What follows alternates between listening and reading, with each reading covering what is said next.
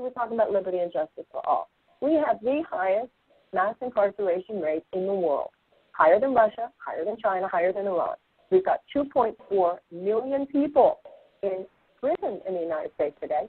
500,000 of those are nonviolent drug offenders, and an African-American male today has a 1 in 3 lifetime probability of incarceration.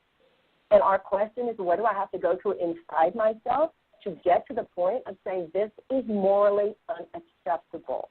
That is what the abolitionists realized. It is morally unacceptable. That is what the suffragettes realized. That is what the civil rights workers. This is morally unacceptable. And I stand within the deepest place of my being. And this is where spirituality comes in.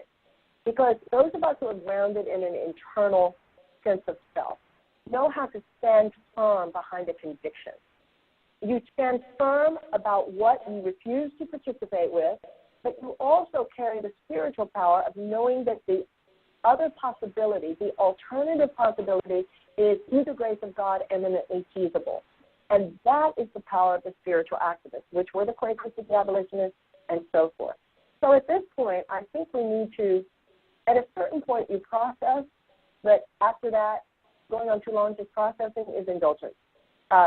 You honor your feelings, but you don't screw your feelings.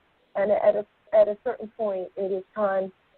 Of course, we want to honor the being as well as the acting, but I think with the spiritual and higher consciousness community, sometimes we honor the being so much that we need to be reminded to get on into the doing as well. That is the yin and the yang. That is the both and.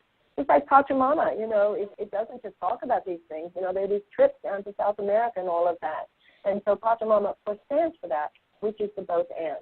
And like I said, with those great social justice movements, they engage the system. So for me personally, what does that mean?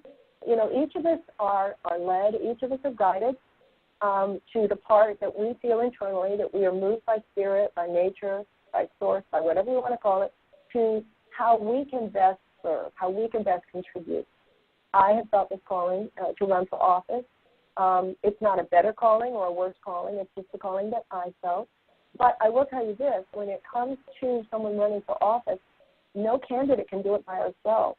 So this is either a collaborative venture in which a lot of people feel moved to give support, moved to give money, put it on Facebook, Twitter, vote, all that, or it doesn't happen. And I hope that this campaign helps to create a larger conversation within the zeitgeist about how running people for office and actually winning this campaign, representing these values, is one of the steps we need to take next.